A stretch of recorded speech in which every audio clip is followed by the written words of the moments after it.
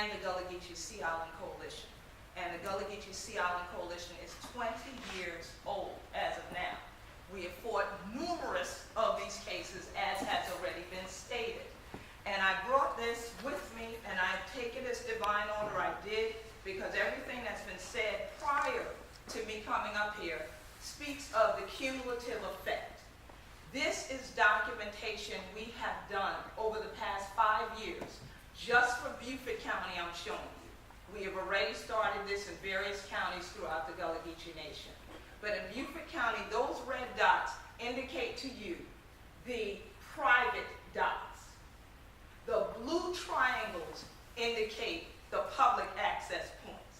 Can you see blue from where you're seated? No, because that's how minimal the blue ones are. I didn't bring a small version tonight, but if I get the email addresses for you at DHEC, I'll submit a PDF version of this as well to you, so that you can already see that there is no real balance between the private dots, the blockading now of our coastline throughout this county, and having public access.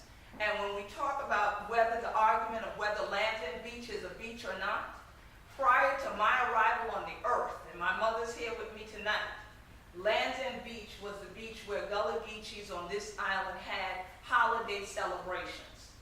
We did not go all the way to Hunting Island. People did not have cars to go all the way to Hunting Island, nor boats big enough to bring families when we have 20 plus people in one household, all the way to Hunting Island back in those days. So prior to any permitting of any type of dock, we've always used landings, and we've used them communally. And so we're encouraging DHEC to one more time, as we would say, one more again on that thing like that, to hear that we would prefer that even when people come to live here with us, that they understand the communal nature and have community. And I just heard it said there is a community dock already. And I know there are community open access points that existed at Land's End before people built there the way they've done now. And we encourage you to deny this permit and not add to this negative impact that's happening not only to our environment, but to Gullah Geechee cultural heritage.